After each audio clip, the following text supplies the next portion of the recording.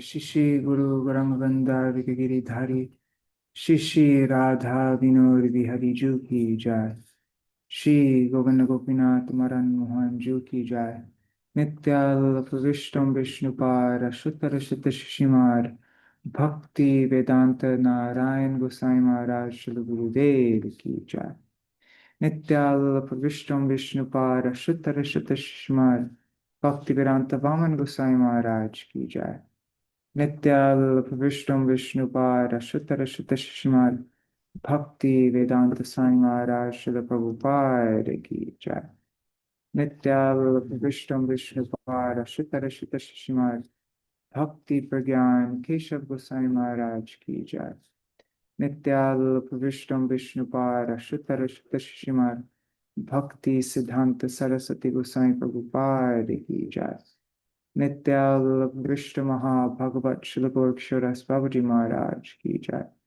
Nityal Vrishta Śrīla Satchidananda Bhakti Vinod Thakur Ki Jai Nityal Vrishta Vaishnav Sarvabhauma Śrīla Jagannath Das Babaji Maharaj Ki Jai Shri Rupanu Gauriya Guru Varga Ki Jai Shri Rup Sanatan Bhatta Raghunath Shri Jeev Gopal Bhattadas Raghunath Shard Gosai Prabhu Ki Jai Shri Sarup Damodar Rai Ramanandari Shri Gaur Parshad Vrind Ki Jai Namachay Shri Haridas Thakur Ki Jai Prem Se Kaho Shri Krishna Chaitanya Prabhu Nityananda Shri Advaita Gadadhar Shivasari Gaur Bhakta Vrind Ki Jai Shri Kshetra Mandala Gora Mandala Vraja Mandala Mathura Vrindavan Dham Ki Jai Sarva Avishta Pradata Giriraj Maharaj Ki Jai Shri Radha Kunda Shama Kunda Ki Jai Shri Yamuna Devi Ganga Devi Ki Jai Shri Tulsi Maharani Vrind Devi Ki Jai Shri Bhakti Devi Ki Jai Shri Purnamasi Yoga Maya Ki Jai Shri Gopeshwar Mahadev Ki Jai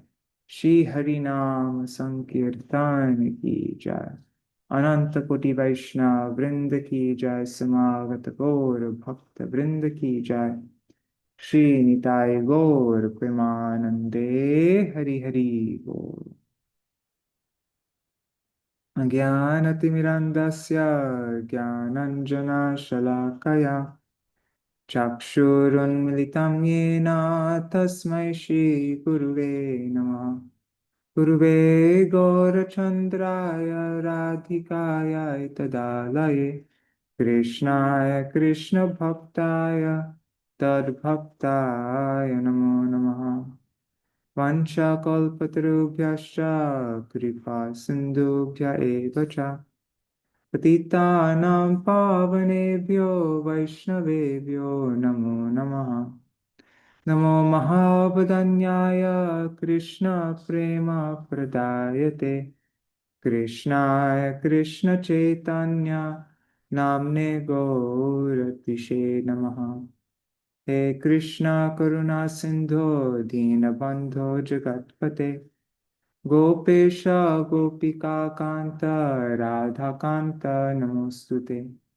Tapta Kanchana Gourangi Radhe Vrindavaneshwari Vrishabhanu Sutti Devi Pranamami Hari Priye Vrindayai Tulsidevai Priyayai Keshavasya Cha Krishna Bhakti Pradadevi Satyavatai Namo Namaha Vancha Bhaja Shri Krishna Chaitanya Prabhu Nityananda Shri Advaita Gadadhar Shivasari Gaur Bhakta Vrinda Hare Krishna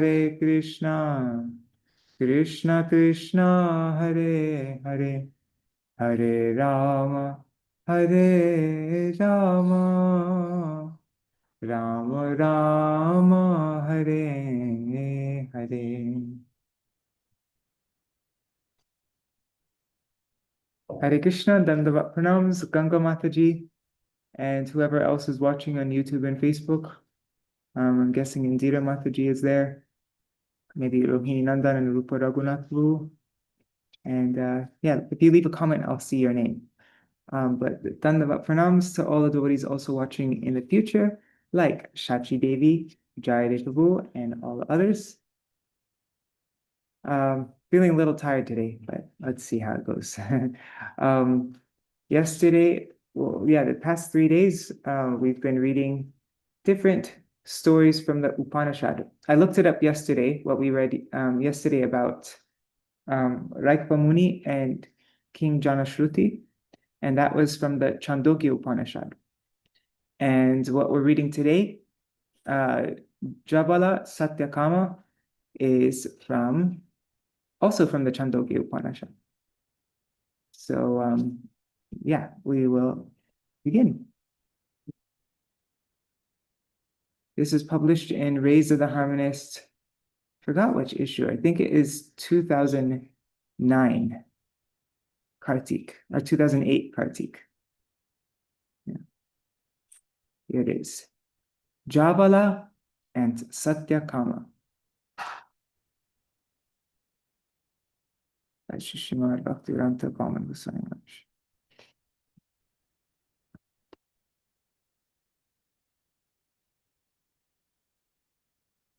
Jāvālā was a widow. She had one young son named Satyakāma. One day, Satyakāma approached her and said, "Mother, I want to adopt a vow of sacred celibacy and take up residence in the school of my guru. But to do so, I must know my family lineage." "Oh, my son," replied Jāvālā, "I do not know which lineage you belong to. In my youth, I was a concubine. I begot you after serving a number of different men. So you see, I do not know to which lineage you belong. You are simply Satyakāma, and I am Jāvālā, your mother. When the Acharya inquires about your identity, introduce yourself as Satyakāma of Jāvālā." Satyakāma of Jāvālā. When I looked this up online, everywhere it's written Jāvālā with a B. So I think that might be what it is, Jāvālā. Satyakāma approached Rishi Hari Drumata Gautama and expressed to him his resolve to live in his school. Gautama Rishi inquired from the small boy. He said, "O gentle soul, to which lineage do you belong?" Satyakāma answered, "My lord, I do not know to which lineage I belong. When I asked my mother about this, she replied that in her youth she served many persons as a concubine before obtaining me as her son. My mother's name is Jāvālā, and my name is Satyakāma." Gautam Rishi became immensely satisfied to see the child's honesty and steadfast devotion to the truth. He therefore said, "One who is not of Brahminical lineage could never speak with such simplicity and truthfulness. Gather wood for a sacrificial fire. I shall bestow upon you the sacred thread of a Brahman. You must never sway from the truth."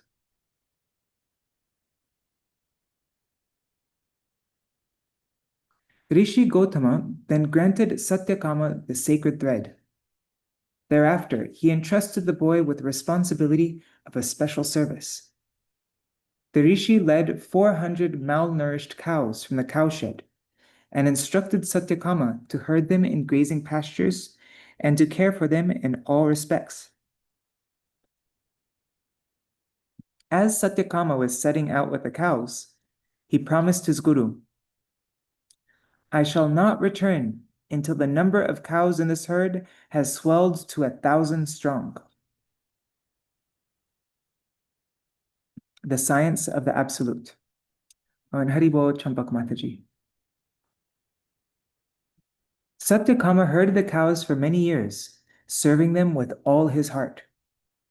Gradually, the number of cows in the herd grew until it approached 1,000. One day, the wind god entered a bull from the herd. The bull then spoke to Satyakāma. "O gentle one, our numbers have reached 1,000. Now you can lead us back to the Acharya's dwelling."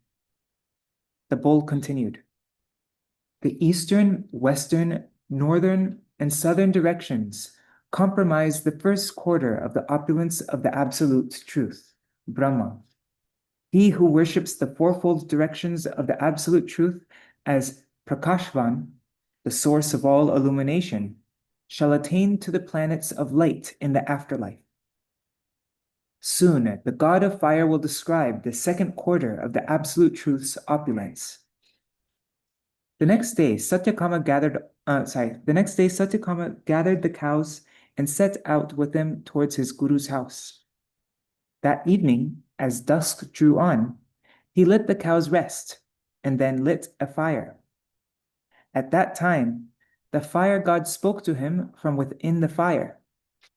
He instructed Satyakāma regarding the second quarter of the Absolute Truth's opulence, the opulence of being the Unlimited One, or Anantavan, and then told him that the sun god would soon appear to him in the form of a swan to describe the third quarter of the Absolute Truth's opulences. The next morning, Satyakāma gathered all the cows and resumed his journey towards his guru's house. And at the place where they met at the place where they were met by dusk, he let the cows rest and then lit a fire. As he sat by the fire facing east, a swan flew toward him and came to rest by his side. The swan began to instruct Satyakāma, especially regarding the third quarter of the Absolute Truth's opulence, namely that Brahma is Jyotishman, the origin of divine light. The swan then informed him that the god of the life heirs would appear to him in the form of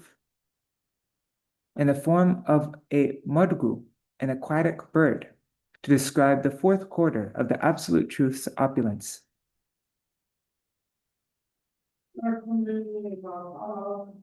The next morning, Satyakāma continued his journey, and again, when dusk came, he lit a fire and sat facing east. The god of the life heirs then appeared to him in the form of a mudgu bird and began instructing him regarding the last quarter of the Absolute Truth's opulence. He explains that Brahma, the Absolute Truth, is Ayatanavan, the all-pervading foundation of everything. His return to his guru's house. Assisted by those four demigods, Satyakāma thus learned the science of the absolute truth, Brahma Tattva. Finally, he reached the ashram of his guru. The moment the rishi saw Satyakāma, he could understand that Satyakāma's sincere, non-duplicitous service had borne the fruit of divine knowledge. He had become Brahmavit, a knower of the absolute truth. Gautama Rishi addressed Satyakāma. O gentle one, you are shining like one who has knowledge of the absolute truth. Who has instructed you? Satyakāma replied, the beings who imparted these teachings to me were not of human birth. Even so, O Master, please personally impart them to me again, so that I may achieve perfection and make my life successful. For I cherish these teachings more than anything. I was fortunate enough to have heard that knowledge imparted by the Acharya. I was fortunate enough to have heard that knowledge imparted by the Acharya is supremely beneficial, for it rewards the recipient with perfection. I therefore beseech you, please instruct me. Seeing that Satyakāma was praying with heartfelt sincerity to receive instructions exclusively from the Acharya, Gautama Rishi verily imparted all that knowledge to Satyakāma a second time. And Haribol Anadi Krishna Babu. Acharya Satyakāma. In due course of time, Satyakāma also became an Acharya. His students like Upakoshala and others adopted strict 12-year vows of celibacy and resided with Satyakāma while he instructed them in the science of the absolute truth. Once they graduated, Satyakāma asked all his students to return to their homes, all except Upakoshala. Upakoshala had become very dear to him and was his intimate servant. So Satyakāma wished to reveal to him all the esoteric secrets of divine knowledge of the absolute truth. For that end, he tested him repeatedly. And Haribo, Nri Haribo Bhavatarani Mataji, and I see Rohini Nandan Prabhu, and maybe Rupa Raghunath Prabhu. Haribo. So yeah, Satyakāma wished to reveal to Upakoshala all the esoteric secrets of divine knowledge, of the absolute truth. So he tested him repeatedly. Ultimately, he imparted Atma Vidya, divine knowledge of the soul, to Upakoshala, and he instructed the people in general with this brief statement. Just as a lotus petal never allows a drop of water to cling to itself, but instead causes it to roll off, he who knows the absolute truth is never implicated in sinful deeds. The path of worship set out by the gods will enable one to obtain the absolute truth. One who pursues that path will never have to return to worldly existence. From this narration, we glean 4 lessons. The first lesson: there is no virtue like simple-hearted honesty. The Shrutis have stated, simplicity and honesty are the defining qualities of a Brahman. Even though worldly society condemns illegitimate progeny as extremely unfortunate and worthy of criticism, Satyakāma did not even slightly hesitate to confess his identity to the Acharya. His behavior reveals that the Brahminical qualities of truthfulness and simplicity were natural for him.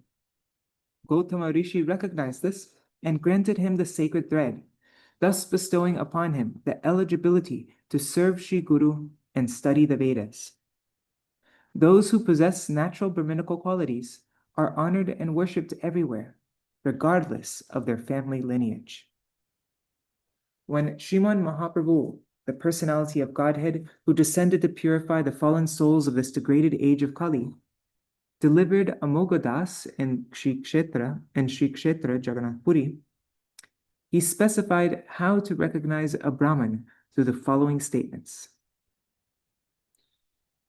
Sahaje nirmala e Brahmana hridoy, Krishner vasita e jogyasthan hoy, Matsarya chandal kene iha boshaile, Parama pavitra sthan apavitra koile. It's from Madhya Lila, chapter 15, 275 to 276. So Mahaprabhu said, the heart of a Brahman, being naturally simple and pure, is a fit place for Sri Krishna to reside. Why have you let the dog-eating savage of envy creep inside such an otherwise supremely pure place and contaminate it?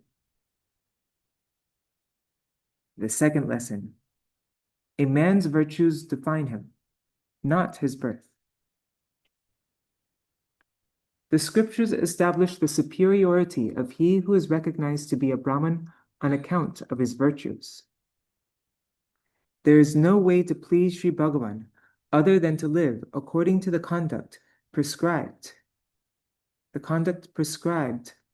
by the pure original system of social castes and roles, Vishuddha Varnashram. And there's a footnote here. It says the modern caste system, which groups people into castes according to birth, diverges from the original Varnashram system, which groups people into social divisions based on their inherent qualities and the work they are fit to perform. The Bhagavad Gita reveals that all those who fail to accept the system of Varna, caste, and ashram, societal roles at different stages of life, which was created by Sri Bhagavan, are in the category of demoniac persons. If a living entity remains inimical to Sri Bhagavan, then no matter how great the position he earns from the worldly perspective, no matter how great his material qualification may be, his achievements shall never help him attain ultimate well-being. Inner tranquility, self-restraint, austerity, cleanliness, contentment, forgiveness, simplicity, knowledge, compassion, devotion to God, and truthfulness are all among the qualities of a Brahman. The activities allocated for each of the 4 varnas are prescribed solely in accordance with the innate qualities of 4 types of individual. And according to these qualities and their coincident prescribed activities, the 4 ashrams, the societal roles at different stages of life, were created. This system of 4-fold varnas and ashrams originated from Sri Bhagavan himself. Therefore, if someone does not accept it, he disobeys Sri Bhagavan and falls victim to degrading influences. In Satya Yuga, there was only one varna, and it was known as Hamsa, swan. Then in Treta Yuga, along with the 3 Vedas, the 4 varnas were created. And there's a footnote here. It says at the dawn of creation, a single Veda existed, Atharva Veda. Later it was divided and 3 more Vedas were created, the Rig Veda, Samaveda, and Yajur Veda.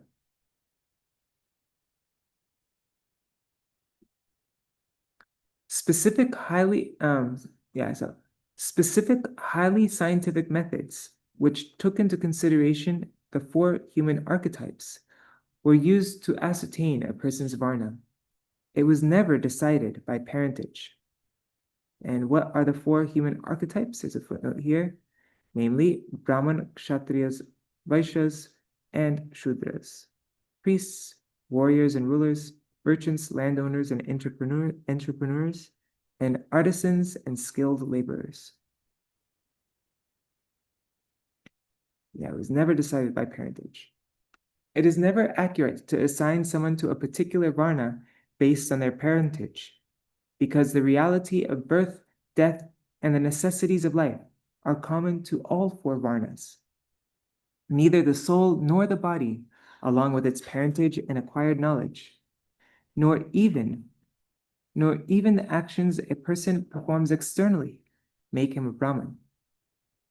Rather, only one who is self-realized, devoid of attachment and envy, free from conceit and false ego, and endowed with the qualities of inner tranquility and self-restraint, is in fact a Brahman.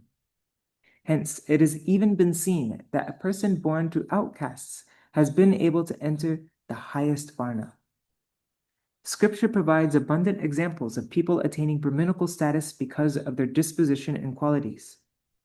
If someone has the qualities of a Shudra, despite being born into Brahmin parents, or the qualities of a Brahmin despite being born to Shudra parents, then his caste must be assigned according to those qualities, regardless of his parentage. In Śrīmad Bhagavatam 7:11-35, the verse beginning Yasya Yat Lakshanam Proktam establishes the superiority of ascertaining Brahmanhood through a consideration of one's innate disposition, or through absolute spiritual considerations. Determining a person's varna in accordance with his degree of inner tranquility, self-restraint, and so on is the subtle scientific methodology prescribed by Scripture.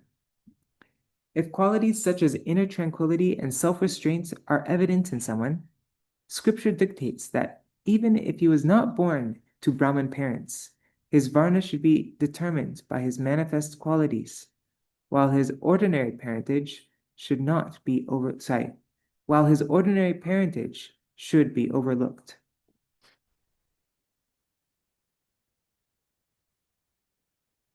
It is written in Mahabharata, Shri Parvati Devi was pondering how the other 3 varnas, such as the Kshatriyas, the warriors, might attain the qualities of a Brahman via their own respective natures. She inquired about this from Jagadguru Sri Shambhu, Shiva, the greatest of Vaishnavas, who instructed her on the method of ascertaining a person's varna according to their nature and characteristics.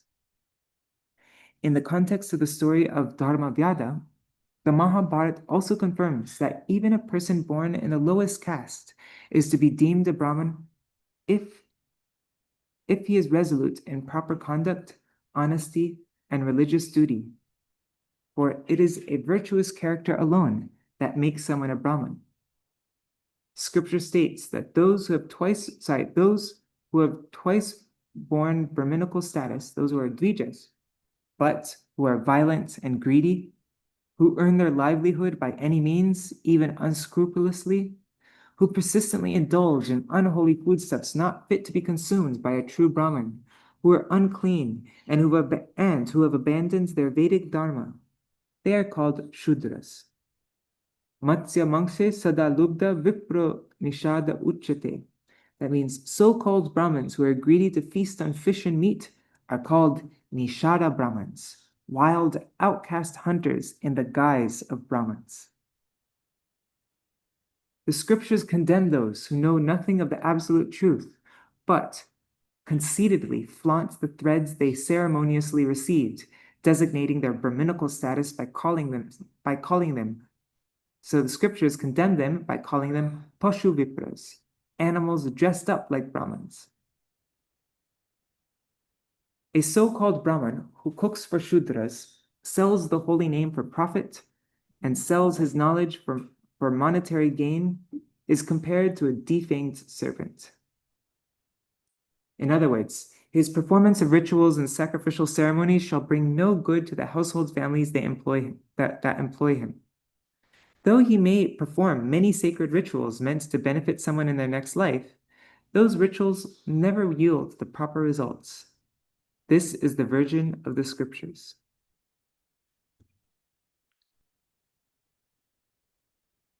Persons of all four varnas, the priests, the warriors, the businessmen, and the artisans, perpetually debate over who among them is superior and who is inferior. Sri Tulsidas, a devotee poet, says, Brahmana Kshatriya Vaishya Shudra Sabakoi Karata Vichar. Tulasi ko he Harina Bhaje Tacharo Chamar. Hari Bhaje तो चारों जाता मिलाकर एक वर्ण हो जाए अष्टधातु में परश लगाए एक मूल से बिकाए. The meaning of this verse is that if these four classes of men do not perform loving service to Sri Hari, then they are only leathersmiths, all of them eyeing varieties of all skins. So all of them are leathersmiths, eyeing varieties of skins. They look only at the external thing. 8 kinds of metal can be used to make a murti. And when a murti is sold, its value depends on how much of each kind of metal is present in it. But as soon as the murti is transformed by a touchstone, it inherits a single high value. In the same way, when people from different varnas engage in loving service to Sri Hari, they all belong to one caste. They all become Brahmanas. The quintessential instruction of all scriptures in this regard is that only those who in fact have the nature of a Brahman are fit to be addressed as such. On the other hand, if a person does not have any of the nature or qualities of a Brahman, he is viewed as a Shudra. Now the third lesson, ideal service to Sri Guru. Aspiring devotees who yearn to engage in sincere bhajan should forever strive to follow the ideal of service to Sri Guru that was exemplified by Satyakāma. If a person's sole concern is his own personal pleasure and leisure, then he cannot possibly immerse his mind in fully serving his Guru from the core of his being. When someone develops the conception that I belong to Gurudev, and everything is an instrument to be used in service to him. Then he experiences a feeling of natural affinity and possessiveness for anything connected with his guru. When that insight awoke in Satyakama's heart, he exhibited tenacity in dedicating himself exclusively to expanding his Gurudev's grandeur. Many individuals leave their homes, claiming that they moved to the mott to perform Hari Bhajan. In reality, however, they remain unconcerned with thoughts of service and just make a show of chanting Hari Nam, which in their state of consciousness is riddled with worthless desires and arthas. And those Mattvasis, they just indulge in sloth. Satyakama did not follow that path. Rather, with solid determination, he nurtured a herd of 400 malnourished cows with so much care that it flourished to 1,000 strong. And only then did he return to his guru's home. By serving his guru earnestly and without duplicity, he became fit to realize the truth about the Supreme Lord, Bhagavat Tattva. Hari Bhakti Achajara Sarvadeva Bandhutan. He who has devotion for Sri Hari has all the gods as his friends. Therefore, in accordance with the intentions of Acharya Gautam Rishi, the demigods instructed Satyakama on the science of the Absolute. Considering one's own efforts and capacities sufficient for understanding everything, or considering oneself to be above accepting any further instruction from anyone, are mentalities that almost inevitably lead to the downfall of a living entity engaged in the stage of spiritual practice. On the strength of his guru's grace, Satyakama realized that when knowledge about a mantra is personally imparted to the disciple by the guru, it swiftly yields the fruit of perfection. Consequently, he heard the science of the absolute truth a second time, directly from his own Sri Guru. To receive instruction and guidance directly from one Sri Gurudev is the method advised by the scripture.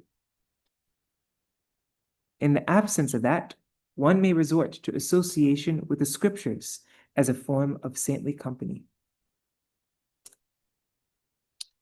The fourth and final lesson, the Guru and Disciple.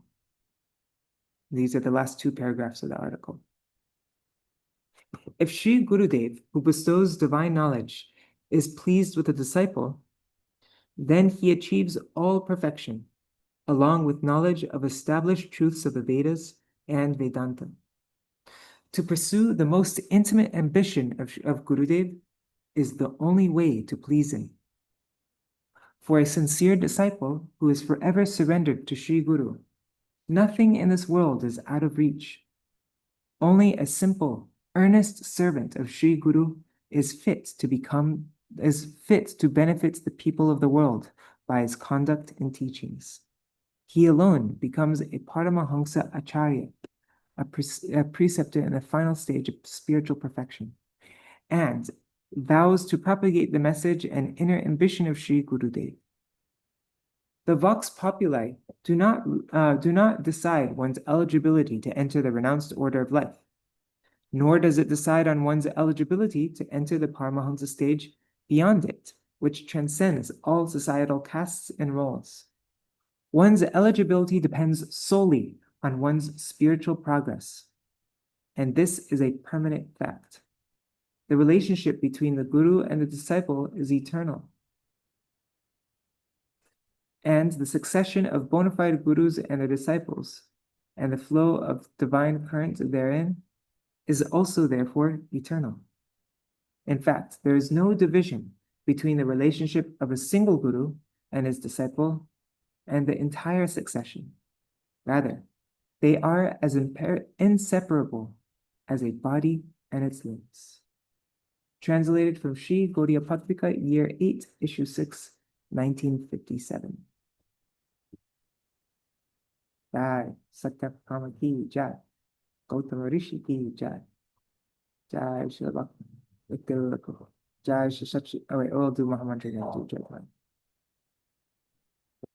Hare Krishna, Krishna Krishna, Hare Hare, Hare Rama, Rama Ram, Hare Hare, Hare Krishna, Krishna Krishna, Hare Hare, Hare Rama, Rama Rama, Hare Hare, Hare Krishna,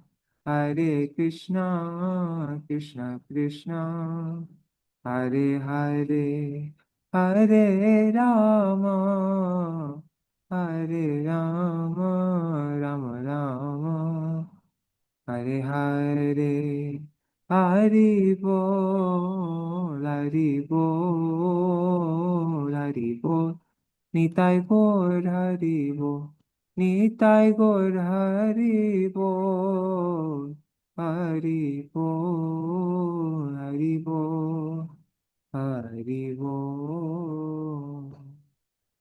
जय श्री सच्चिनंदन गौर हरि की जय, श्री श्री राधा विनोद की हरि जू की जय, श्री गोविंद गोपीनाथ मदन मोहन जू की जय, जय श्री गुरुदेव की जय, जय श्री भक्तिवेदांत वामन गोस्वामी महाराज की जय, जय श्री परम गुरुदेव की जय, श्री प्रभुपाद की जय, all the associates with Shri गुरु श्री प्रभुपाद की जय, जय श्री हरिना, जय श्री स्वापार्षद श्री गौर नित्यानंद प्रभु की जय, जय श्री राधा कृष्ण गोप गोपीगण की जय, श्री गिरिराज महाराज की जय, श्री तुलसी महारानी वृंद देवी की जय, जय श्री हरिनाम संकीर्तन की जय, अनंत कोटि वैष्णव वृंद की जय, समागत गौर भक्त वृंद की जय, श्री निताय गौर प्रेमानंदे हरि हरि बोल। वृंदाय तुलसी देवाय प्रियाय केशवाशुचा कृष्ण भक्ति प्रदेवी सत्यवताय नमो नमः। पंचकल्पतरुभ्यश्च कृपासिन्धुभ्यश्च पतितानां पावनेभ्यो वैष्णवेभ्यो नमो नमः। Dandava pranams, dear devotees, Niri Hari Prabhu, Bhavatarani Mataji, Anadi Krishna Prabhu, Champak Mataji, Ganga Mataji, Rohini Nandan Prabhu, Rupa Raghunath Prabhu. I'm guessing Indira Mataji is there. And then all the devotees watching in the future, like Jaidev Prabhu and Shachi Devi, everybody else. Thank you so much for joining. And I don't know what we'll read tomorrow, but if you have any suggestions, let me know. Is there anything anybody wants to mention before I end today's stream? Okay, I'm there.